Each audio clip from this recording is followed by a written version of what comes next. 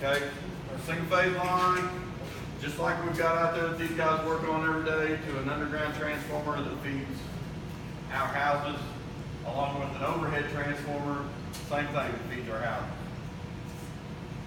First thing we're going to do, when we take this around, what we're going to show people, the first responders and stuff, is why having a generator can be a bad thing. And I talked a lot to the other girls when they were in here. Whenever a member tells you that they've got their generator on and running, and they may not have it hooked up correctly with a double throw switch, the first thing that we're going to do here in just a little bit will show you that it can feed right back on the line and feed it, make it just as dangerous or hazardous as what it is every day, energized. So the guys have their voltage indicator. We're going to put it up here and show you that this line currently is dead. Go ahead.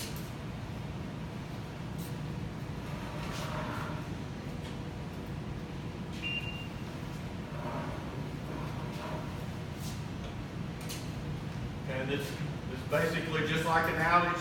The line is dead. The member comes home and they have an automatic standby generator, and it kicks on, and they don't have it hooked up correctly. Go to the bottom.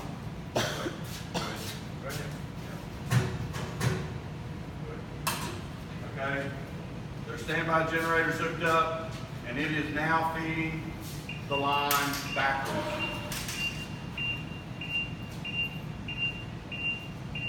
Basically, what we have on this line is 9,000 volts. Okay, you guys get up there and get ready to do something, and this is the result.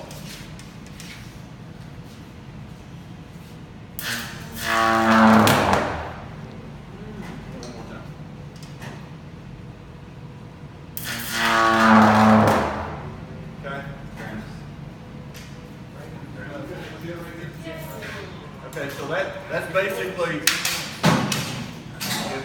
if somebody's generator is hooked up backwards, it's running back through our transformer, whether it's an overhead transformer or an underground transformer, it can feed this line backwards. Okay, the other thing that we're going to share with the first responders, yeah, you set it up for the 120, is, like I started out earlier, I mean, this wire is pretty harmless sitting here. We see both ends. That's basically what we've got here. You can see both ends, but we still drew current and an arc out of it. That's why we have the procedures that we do to have, just like when Stacey Bourne had his near miss here not too long ago, the voltage detector pretty much saved his life. Okay? He put the voltage detector on a piece of line, it was just laying there on the ground, hot, nobody knew it. When he put it on there, he found out the line was energized. That piece of equipment pretty much that day saved his life. Okay? What we're going to show you now is we're going to turn it around and we're going to put some voltage on, and we're going to blow a fuse just like if you're at home, you got to dig a post hole, you got to dig a tree in the yard. You're supposed to call 811, get a locate, make sure we know where everything's at. Okay? This is going to simulate that when you get in. If you were to get into something, we're going to have a transformer fuse blown. Okay, you hear it all the time around here when they call in an outage and they say, well, it sounds like a shotgun went off in my backyard. This is going to be the same thing. Okay, it's a little bit louder than it was this morning. Roy's put it on steroids, so it'll be a little bit louder. Might make you jump a little bit. Let's go ahead and turn it to Okay, Brad's going to simulate like he's digging in the yard, digging a post hole. Okay.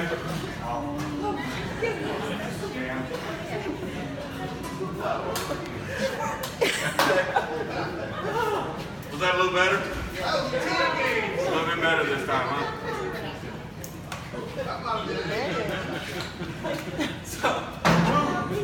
Anyway,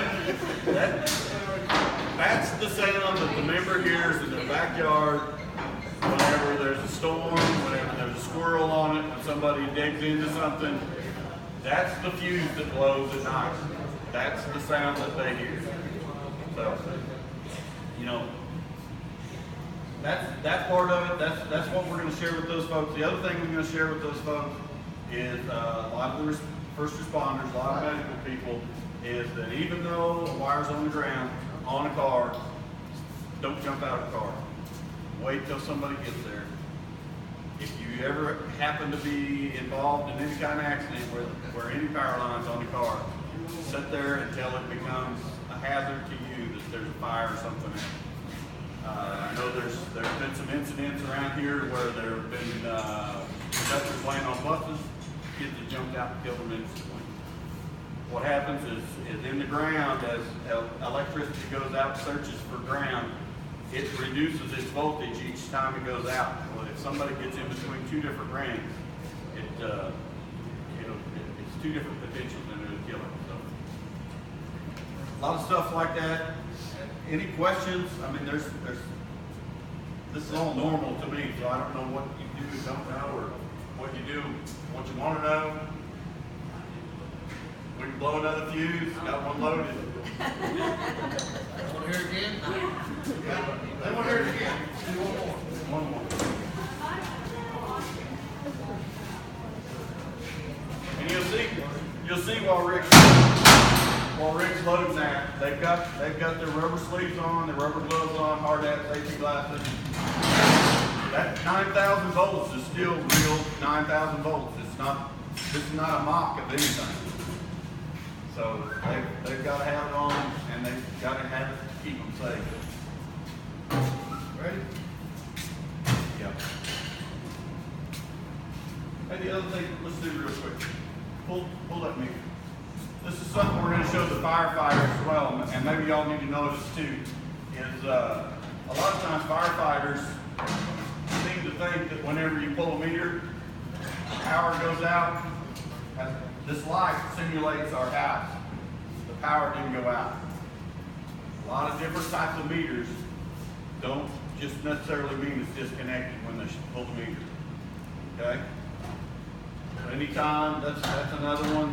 Yes, answer the phone for people. If it's a house fire, please tell the folks to stay away from it until we get there to disconnect it. Okay? Ready?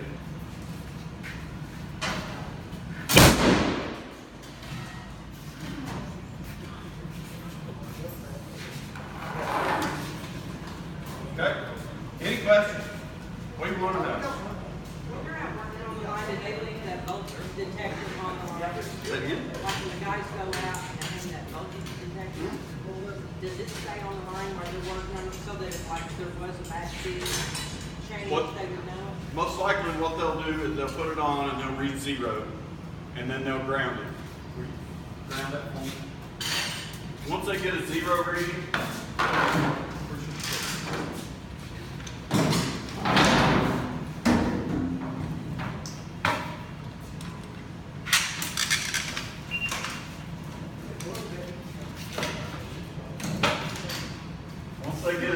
reading, they'll put the grounds on it. What they do is they get a visual open, the fuse door's open, they'll test it to get the 0 readings, and then they take these grounds and ground it. And they're in the same potential as ground. They can't or shouldn't be hurt at that point. So like even if somebody generated it back, like from the wall, It will. Ground is reading. That's right. If these grounds are installed and somebody's generator comes on, it's going to run their generator. If they don't have it installed correctly, it will run quickly. Any other questions? What do you want to know? What do you need to know?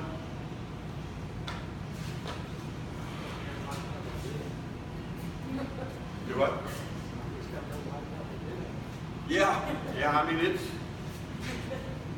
pretty gratifying job because you get to see the lights come back on. I was just showing Sean a picture of me and the crew in 1999, and I'm a whole lot skinnier and got a whole lot more hair. So anyway, it's a good job.